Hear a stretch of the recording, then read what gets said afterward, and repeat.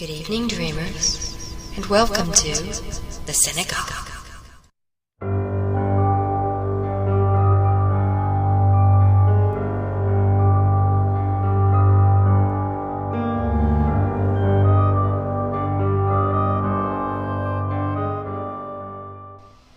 Good evening, and once again, welcome to the Cine-Goth. I am your host, Japanese Dream 1972. I am a goth, and I love cinema. While this is my first foray into the realm of internet reviewing, I am no stranger to the critique of films. Many moons ago, I detailed my thoughts regularly on my blog, and these reviews can be found here. If you haven't yet read any of my reviews, here's how I do things. I'll be giving you the general rundown of the plot of a film, up to a certain point. I won't give away the finale, but I may reveal some details here or there regarding the first two acts. Depending on which film I'm reviewing, I may or may not decide to go into the ending, but I will wrap up my initial thoughts first and then go into spoiler territory. With that being established, it's time to move on to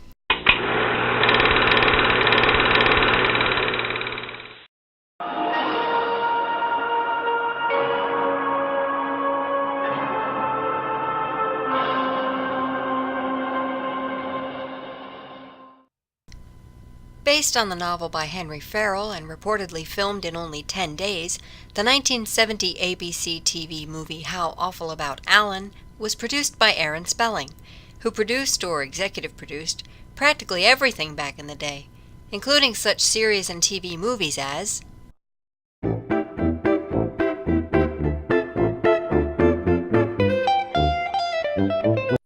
Exactly. As we recently bid farewell to the A&E series Bates Motel, based on Alfred Hitchcock's classic movie Psycho, I thought we'd go back to the original portrayer of Norman Bates, Anthony Perkins. Here, Perkins plays the titular Allan, son of a renowned scholar who perished in a fire which also scarred Allan's sister Catherine, played by celebrated stage and film actress Julie Harris, best known to horror fans for her portrayal of Eleanor in the original version of The Haunting in 1963. Having escaped the fire, Allan is almost instantly rendered blind. A bit of trivia here, special contact lenses were made for Anthony Perkins, out of which he could barely see, so in essence, he really was blind while filming his scenes. Flash forward to 8 months later, where we see Allan speaking to a doctor at the institution where he has been living and receiving treatment. It seems nothing is physically wrong with Allan, and thus his blindness is psychosomatic. As he may have accidentally caused the fire that disfigured his sister and killed his father, with whom we learned he had a strained relationship, Allan harbors a great deal of guilt, more than likely the reason for his blindness.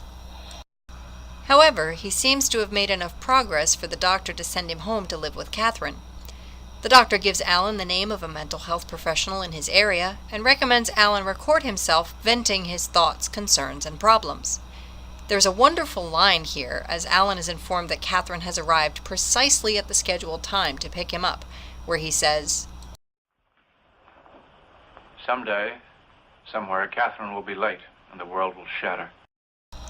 After dodging a patient in the hall who issues a rather ominous warning, Allan, whose blindness isn't total, but the world is a very dark, blurry place for him, filled with vague shadows and silhouettes communicated to the audience via perspective shots, makes his way out of the institution, meeting up with Catherine. There is a fair amount of tension and discomfort between them as she drives him back to the house, but they are trying to be civil to each other. It was noted by the doctor that Catherine does not hold Allan responsible for her injury and is wearing a facial prosthetic to cover her scarification. The fire seems to have only damaged one area of the house, the room where their father died, which is kept boarded up with a room divider in front of it.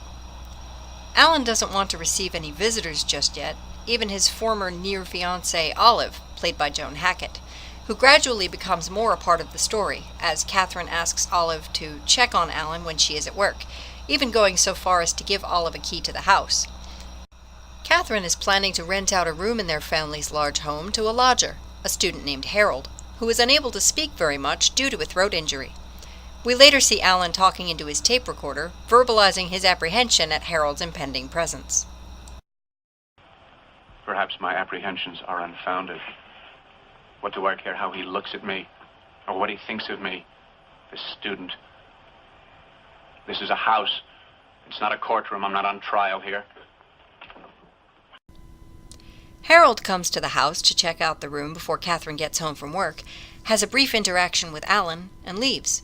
Shortly thereafter, Catherine comes in and says she ran into Harold outside the house, and he has agreed to rent the room, even paying in advance. Right off the bat, things seem rather iffy, and we share in Allan's mistrust of the situation, given that we only see Harold from the back, and anything close to a frontal shot is blocked by the coat, hat, and scarf he wears to keep out the winter weather. This is the first of several instances in Allan's life that end up feeling suspect, both to him and the viewer, and as the film goes on, we go back and forth in terms of where our sympathies lie, sometimes with Allan, believing that things are not quite what they appear to be, other times with those around him, who want to help him as his paranoia mounts, but don't know how. In the latter case, we find ourselves wondering why Allan is acting or reacting the way he does, as even the smallest things can set him off. Our allegiances shift frequently as Allan's suspicions heighten, following some strange occurrences, and I really enjoyed this kind of storytelling. There was, until the ending, no clear-cut good or bad character. Allan begins hearing voices whispering his name and seeing shadowy figures crossing his severely limited field of vision. Is the mysterious lodger Harold out to get him for some reason? As he keeps his door locked when he's in the house, leaves before anyone awakens, and returns after they're asleep, is there even a Harold at all? Could it have something to do with Catherine's ex-fiancé, who had gone off to live in Australia, but has recently returned to the area? Olive says she's seen him, but Catherine has never mentioned it. Allan starts to accuse Catherine of not wanting him around, of thinking he shouldn't have been released from the institution at all. Is she truly plotting to drive him insane? Or is this all in his head? The tautness, tension, and paranoia are palpably thick.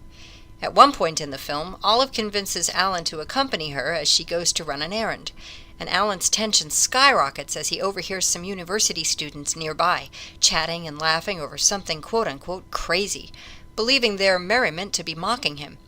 When the whispered voices and shadow figures surround him again, he thinks he has seen that silhouette again, moving towards him, and he has now put himself in the driver's seat, and if he starts to bloody drive, he's technically legally blind. I don't really know if you should be driving. No, not up the stairs, dude, no. Not a good place to put that car. It's a nail-biter, that scene, and I think it gives you an idea of just how paranoid Allan can be. And that's the great thing about this film. Throughout his career, Anthony Perkins was able to embody such a range of emotion, playing characters who were everything from naive and innocent to damaged and deranged, offsetting them with a certain charm that made him an absolute joy to watch, and Allan is no exception. And while her character here is not as impactful as that of The Haunting, Julie Harris is no less a talent as the dutiful but frustrated to the point of desperation Catherine. There wasn't a moment when I wasn't engaged by them both, and they played off each other very well. Story-wise, the mystery of what was actually going on did hold my attention, and I found myself wanting to know what was going to happen. Additionally, the previously mentioned toying with the audience's allegiances helped to ensure that the narrative, even in its quieter moments, was not boring. As far as direction and cinematography, there were some visual choices that I quite liked, such as the peppering of Allan's perspective throughout the film, as well as specific shots in various scenes. It must be said, however, that How Awful About Allan is a victim of time and circumstance, i.e. other films with similar plots, so some of the outcome could prove a bit predictable when it's finally revealed. I myself called a couple of plot points early on, though I wasn't entirely certain whether the story would for sure go in that direction. More than likely, this is thanks to Henry Farrell's writing. Now, I'm not familiar with the source material, so I have no idea just how closely the film adheres to it, though the teleplay was written by the author himself. Incidentally, Farrell is not without some fairly substantial horror cred of his own, having penned the novel that became Whatever Happened to Baby Jane, as well as the story from which Hush Hush Sweet Charlotte was adapted, having also co-written the latter film's screenplay. Even if you didn't know of these films beforehand, you're sure to have heard of them if you've watched the recent miniseries Feud, Betty and Joan. By far, though, the performances of Anthony Perkins and Julie Harris are the best aspect of How Awful About Allan. Were it lesser quality actors playing these roles, this would likely be an enjoyable but run-of-the-mill adaptation, not necessarily as tense or engaging as I found it. But its stars are what elevate the movie beyond that simple station. And those are my thoughts on How Awful About Allan. So until next time, thank you for joining me, and keep dreaming.